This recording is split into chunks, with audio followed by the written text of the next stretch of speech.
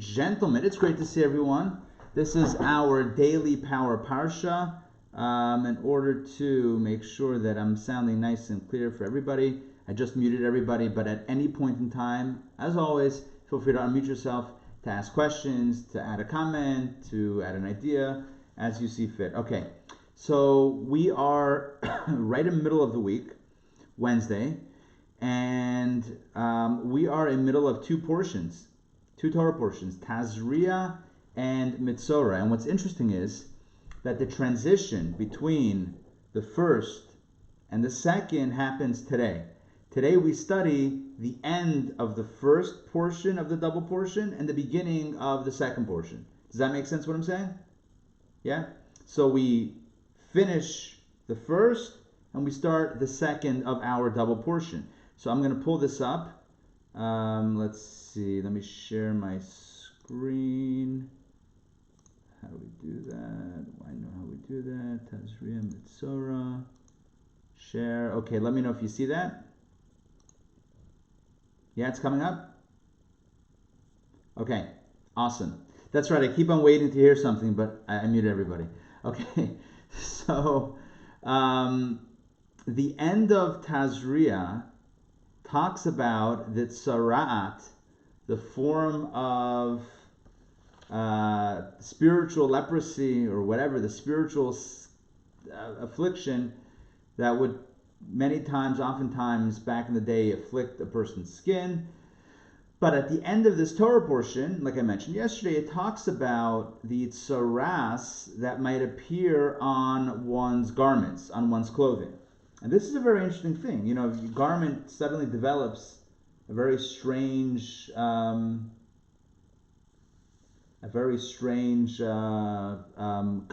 or whatever it is.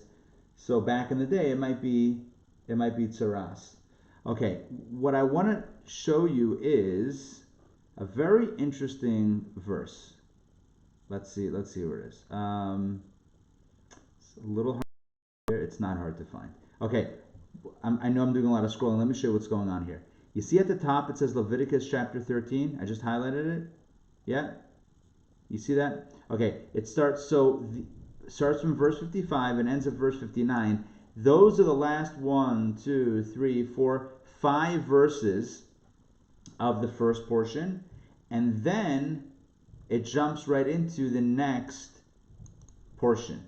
And that begins with Leviticus chapter 14. That's the second of our double portion. So if you want to know the names, they're right here. Tazria ends with the first 5 verses, and then Metzora, the second portion, begins. At the end of Tazria, it talks about, as I just mentioned, tzaras on clothing. So what do? If you have tzaras in your clothes, what do? Do I know a dry cleaner for you? It's fantastic. So you have to launder the garments. You have to change your ways, right? Okay.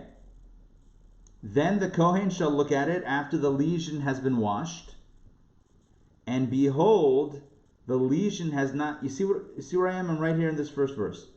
And behold, the lesion has not changed in appearance, and the lesion has not spread. It is unclean. You shall burn it in fire. It is a penetrating lesion on the worn or new article. If you have a tzaras lesion on a garment, and you launder it, right, and you wash it, and it still doesn't come out, the Torah says that's not going anywhere. Might as well call it a day and go shopping. That's it. Just get rid of it. Burn the garment. It's done. You're done. Right? Go shopping. Nowadays we would do online shopping, whatever it is. However you like it, you got to get yourself a new garment.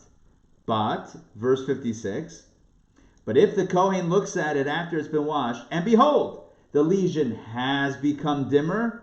Dimmer, of course, is the key word there. If it's become less, then he shall tear it out of the garment, out of the leather, or out of the warp or woof threads. Well, that could make an awkward garment if you have to cut out the lesion from your garment, but that's what the Torah says. And if it appears again, verse 57, on the garment, the warp or woof threads, or any leather article, it is a recurrent growth of the lesion. You shall burn it in the fire. The article upon which the lesion is found, so if it stays in its full intensity, you have to burn the garment. If it diminishes, you can just cut it out. But what happens if it diminishes and you remove it, but then it comes back again? Then you're done. That's a sign. It's a recurrent one. It's not going anywhere. And once again, you have to burn it. But here we go. Here's a third scenario. Not if it remained, not if it dimmed, not if it came back. Actually, a fourth scenario. But 58. But the garment, the warp or woof. Let me move this up. Or any leather article which is washed, and the lesion disappears from them, then it shall be immersed a second time, and it shall be clean. If when you wash it, it comes out, there's no more lesion, no more tzaras, then do one more thing to it, and it's clean. It's tzaras free. It's kosher, 100%. What's the second thing you have to do? What's the second thing you have to do? So the first thing is washing it. But what's the second thing? It shall be immersed a second time. Immersed a second time. What does this mean? According to halacha, according to the commentaries, according to all the understanding of the Torah, it means you dip it into a mikveh. You put it into the ritual cleansing bath, a mikveh. Interesting.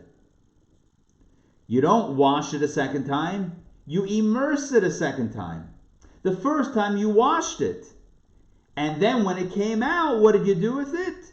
Then you dunk it in the mikveh. You put it inside the mikveh. What's interesting is, and this is absolutely fascinating, I actually want to toggle Rashi's commentary, because Rashi's commentary might demonstrate this. Let's see. Here we go. Ta-da! Okay, Rashi's lettering is small, but I'm going to highlight it. Shall be immersed a second time. The word v'chibes in this verse means immersion in a mikveh. See? I told you I didn't make this up. This is coming from the Midrash, from the Talmud, from all areas of Jewish law. Rashi gets his commentary from. What does Rashi say? The word v'chubas, shenis, v'taher, that you immersed it a second time and it shall be clean. What does that mean? It means dipping it inside, immersed in a mikveh. So the first time, no mikveh. First time is just washing, straight up washing. The second time, if it comes out, then you put it in the mikveh. But what's interesting is that the Hebrew word, now I'm highlighting the Hebrew side. I hope you can see that. I highlighted in blue. So the word in Hebrew is v'chubas. V'chubas usually means clean, not immerse. The Hebrew word for immerse is v'tavel, tevilah. That means to dip. This is not... Oh, by the way, like the 4 questions on Pesach, right? Ein anu matbilin. Right? We say we don't usually dip. Tonight we dip twice. Right? So, tavel, tevilah, means to dip. So if you're supposed to take the garment and dip it in the mikveh, why doesn't it use the word dip? Why does it say v'chubas and clean? And so here we have a beautiful insight from Kabbalah and Hasidic philosophy. And the beautiful teaching is like this. The Torah is intending to teach us a powerful lesson. And that is, when it comes to removing spiritual blemishes, which the garment was an indication of a spiritual blemish, then you and I should always know, no matter what the blemish, just like when it comes to laundering clothes, it can come off with the right care. You may have to Google it. How do you take out oil stains? How do you take out red wine stains? I've done that before. Googling what takes out this, from a carpet, from a shirt, whatever it is, right? So just like when it comes to cleaning something, we know one thing, it can come out, usually, if you have the right cleaning agents. The message is, no matter what we're dealing with, it's a message of hope. There's always a way to improve on the things that we need to improve on. That's a powerful lesson. Also, just like when it comes to clothing, when you get it dirty, right? You don't throw it out. Yeah, there were cases before where you burned it, but that's when it didn't come out. Just like in normative cases, when your garment gets a stain, you wash it first, and then hopefully it comes out, and then you continue to wear it. So too, we shouldn't get too uptight about our shortcomings. We shouldn't get too thrown off about the fact that we're not perfect. We're not perfect. Mazel tov. Like everyone else, we're not perfect. Good. Doesn't mean that we ignore it, but it means that instead of getting all worked up and all depressed and despondent, we just have to launder our garments. We just have to clean ourselves, work on better behavior, and move on. So it's a message of hope. The idea of using this word v'chubas for immerse, which means clean, is that really it's about a cleaning process. It's not about what is immersion, what is the mikveh about. It's about a cleansing process, and that's a deeper process. But the point is, it's a message of hope that yes, this can be cleaned. By the way, I mentioned the last few days that saras, or at least yesterday for sure, that saras came as a result of lashon hara, speaking negatively about someone else. However, there are other scenarios, and I want to mention them to you. There are 7 scenarios in total that could lead to tsaras back in the day. We don't have tsaras today, but back in the day, there were 7 sins. Okay, by the way, my Sunday class was titled 8 Deadly Sins, and we spoke about 7 sins plus 1. This is a different list. This is from our sages. So here we go. You ready? Number 1, taking an oath in vain. If a person takes an oath and doesn't fulfill the oath, boom, that could lead to tsaras back in the day. Theft, if someone stole, that could lead to tsaras back in the day. Gossip, okay, gossip we spoke about. Murder, if somebody murdered someone else, it could be grounds for that would also be a source of tsaras. Arrogance, pride, right, that type of ego, tsaras, and the sin of begrudging others. Begrudging others was also a cause for tsaras. All right, so that now you know. Now you have the list. Again, to go over very quickly, taking an oath in vain, theft, gossip, murder, adultery, arrogance, and the sin of begrudging others all were causes for tsaras. But the one that we speak about most is the notion of lashon hara, of gossip. Okay, I'm hiding Rashi's commentary just because I want it to be nice and clean. Leviticus chapter 14. Let's jump into the new Torah portion, Metzora. First, before I continue, any questions or comments? Questions, comments? Garnished? Nothing? Okay. All right. Let's jump in. Leviticus chapter 14, I'm going to read. And the Lord spoke to Moses, saying, this shall be the law of the person afflicted with tsaras. On the day of his cleansing, he shall be brought to the Kohen. All right, let's stop right here for a second. Just so you understand the interplay and how these two portions work together. The previous portion that we just finished, Tazria, talks about the condition of tsaras. What it looks like, right, on skin, what it looks like on a person's hair, what it looks like on a person's clothing. It's about the affliction. It's about the quarantine, and it's about the Kohen's assessment, and all of that stuff. This portion number 2 of the double portion, Metzora, talks about the cleansing process. Okay, once a person has been officially diagnosed with it, and it's run its course, and now the person is no longer having that discoloration on the skin or hair or clothes, right? That's finished. What's the process of getting back into the camp, of getting out of quarantine? I'm literally saying these words and I'm thinking about what's going on now, but what's the process of getting out of quarantine, of getting back into the community? What does that process look like? What's the purification process? So, I want to highlight this. Take a look in the Hebrew. Zos tihya Tazria-Metzora. This shall be, this shall be Torah's, sounds like Torah, right? The law, Torah means instruction and law. So this should be the Tazria-Metzora, the law of the Metzora. The Metzora is the person who had the tzaras, the person who had the leprosy. And it continues to explain what should be done to cleanse this person.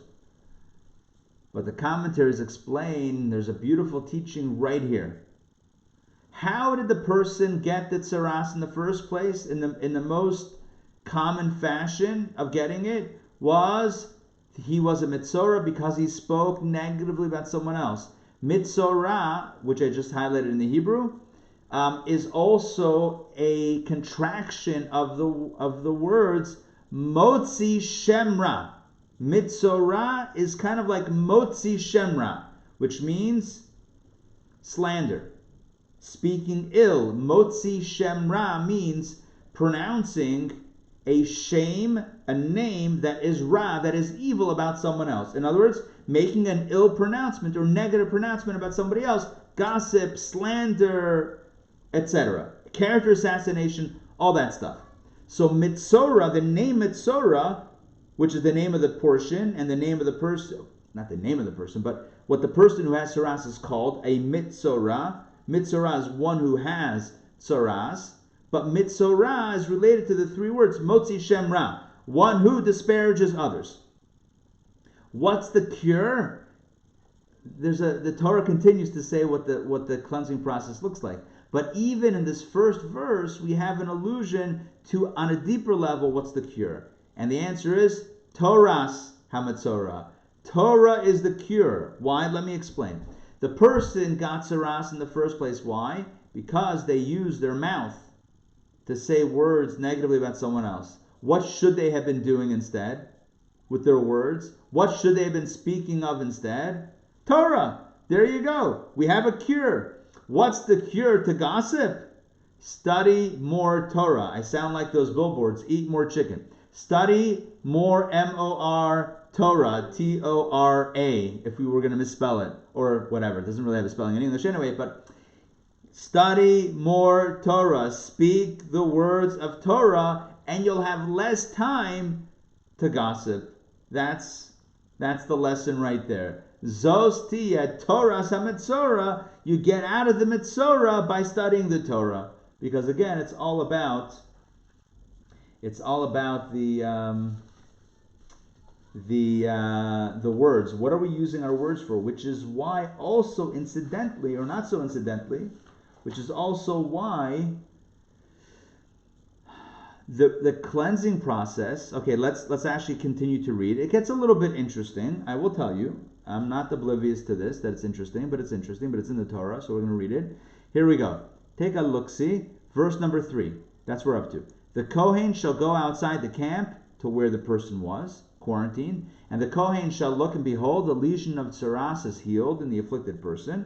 So let's say it's healed up, it's clean, the person is no longer afflicted, but you still need a cleansing process to readmit the person back in. So here's the process, verse number 4.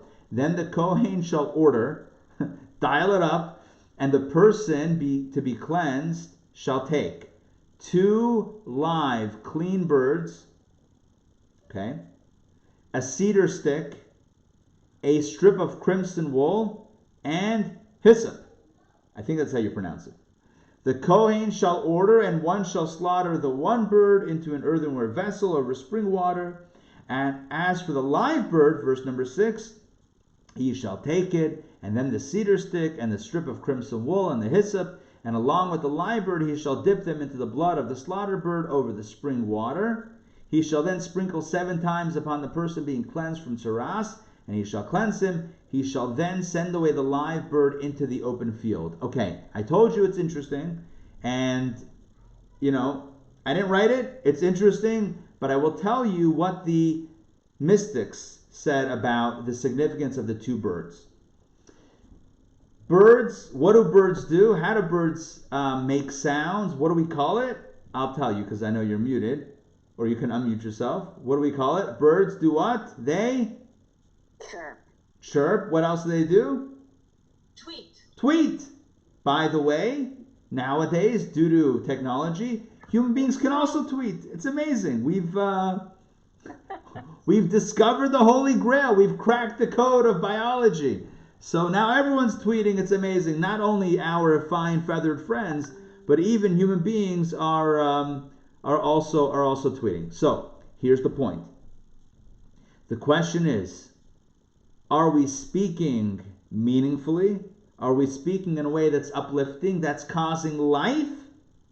Or are we speaking in a way that's bringing about doom and gloom and negativity and division and strife and animosity and hatred and anger and even, God forbid, death? Are we using our words in a healthy way? Are we the healthy tweet bird? Are we the unhealthy tweet bird? Are we the bird that ends up in blood or the bird that ends up soaring on the field? That's the question.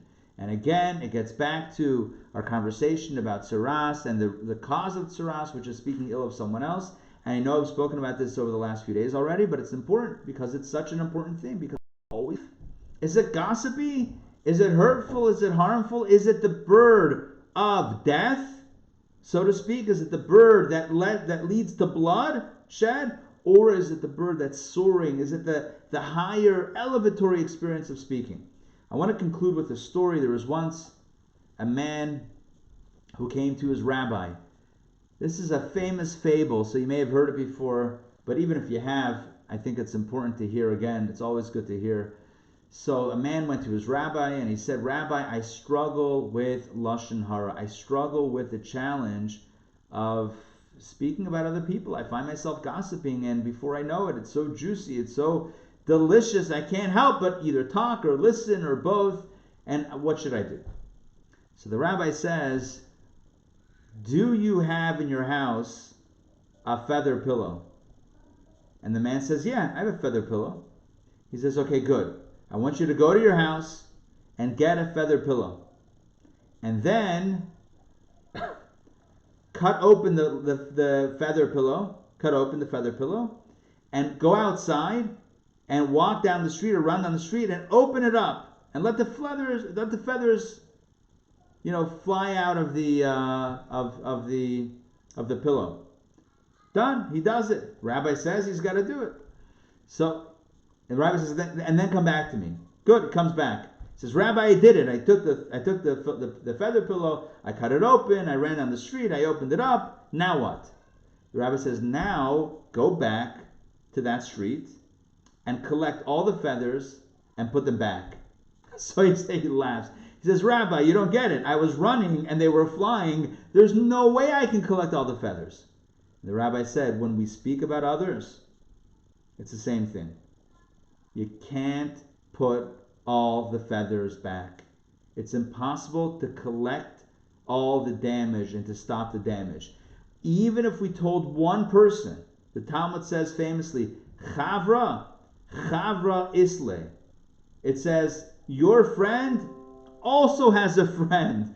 You were only going to tell your friend. Guess what? Your friend also has one friend. You know what they say? A secret is something that's shared one person at a time. That's what a secret is.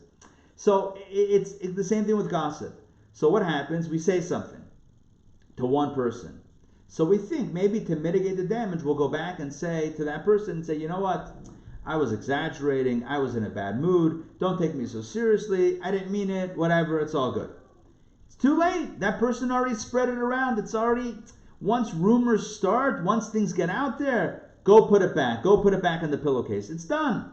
So the rabbi was trying to highlight to this person, because he felt bad anyway about speaking negatively, he wanted to highlight to this person how truly difficult it is to, not how difficult it is, but how damaging it truly is. And when we understand how damaging it truly is, maybe we'll be more encouraged next time, like I said yesterday, to put the two gates in front of our tongue. When we feel excited to share a juicy piece of gossip, first of all, close the teeth, right? Close the gate of the teeth. And then roll out the lips also. We have a double gate of protection in front of the tongue. And yet, it's so difficult. So, again, hopefully words of inspiration and words of encouragement we're not the first people to be tempted by gossip. We're not the first people to gossip on occasion, right? It's been done before. But the Torah is really, really serious about this. The Torah is very strong, comes up very strong against speaking negatively about others. There are few things that cause quite as much damage with regards to interpersonal relationships than the words that we say. Sometimes directly to the other person, we can say something that's hurtful and harmful. But there's very few things, on a day-to-day basis that people do that are hurtful, as bad as much as what we use our words for. Of course, you can find examples of things that are more horrific than speaking ill of someone else, obviously. But I'm saying on a day-to-day basis, that most people are at least susceptible to, in a normative fashion, it's the things that we say. So, in summation, today we spoke about, I think, 4 topics. Number 1, we spoke about the idea of laundering clothes and dipping them into a mikveh. And the deeper message there was that we refer to dipping the mikveh as laundering, that it's all about cleansing and recognizing that the stain can come out. We should never despair. I know now it's a little bit contradictory because we just said the pillows, the feathers can't be put back. Despair. Nonetheless, the point was to highlight the negativity of the act, but on an interpersonal level, we can certainly decide from here on out not to continue to engage in that behavior and to be more careful. So that's, again, there's always hope, there's always a way to cleanse and a way to move forward, and not throw out the garment altogether, but to try to rehabilitate it. That's number 1, rehabilitation. Second message that I shared with you was the 7 specific sins that lead to tzaras. The third point I mentioned was, what is the antidote to being a Metzora? It's studying the Torah, because that keeps us occupied and speaking healthy things and not negative things. And the final point that I shared was about the 2 birds. Birds are used because birds chirp and birds tweet. And the message is, people can also tweet and chirp, but we're meant to say nice things and not negative things. So there's a bird that ends in bloodshed, and then there's a bird that ends soaring in the skies. Let's be the latter bird and not the former. Let's use our words for healing purposes, to uplift others, to encourage others, to inspire others, to build up others, to make others feel happy and feel proud and feel good, and not, God forbid, using our words in any other fashion, not the negative stuff at all. Okay, those are the lessons for today. Anyone want to share, add, ask a question, feel free to unmute and fire away.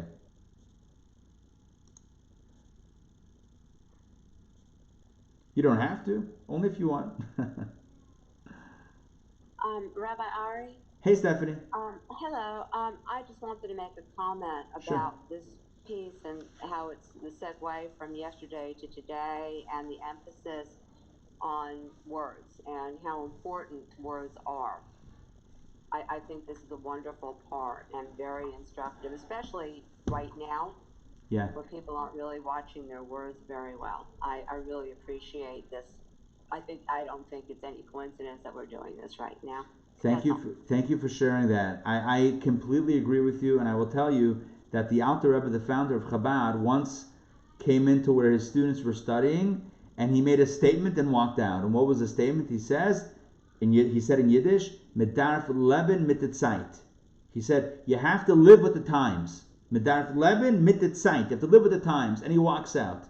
And all the students were thinking, first of all, this is like the late 1700s. They're thinking, live with the times? What, we're supposed to be like Russian, like the Russians?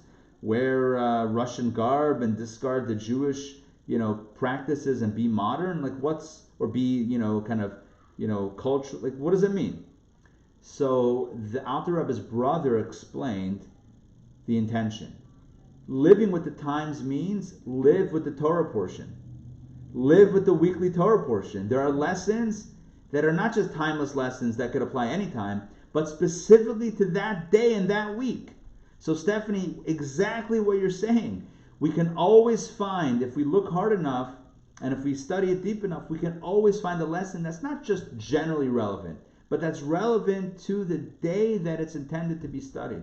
And like I said, it's not just a weekly Torah portion, but every day there's a section that we're meant to study. So today's section is all about studying Torah more and speaking negative less, and the birds and the blood and the soaring. That's today's lesson. So it's obviously intended to speak to us today. So what you're saying, spot on. Spot on. All right, good. Quick announcement before we all jump off. The quick announcement is that tonight we are launching our new series of Wednesday night classes called Torah Studies. That takes place tonight and pretty much every Wednesday at 7:30 p.m., 7:30 to 8:30. There's a different Zoom link. You can find it on our website, intownjewishacademy.org. You can find it on, where can you find it? You can find it on, there's an email I sent out a few days ago with a link. If you need it, you can text me or message me. Either way, I look forward to hopefully seeing you all tonight, and help spread the word about the classes. It's always good to have folks engaging and studying. The more, the merrier. Okay, have a great day. Hopefully I'll see y'all later. Thank you. Take care. Bye. Stay good. Stay healthy.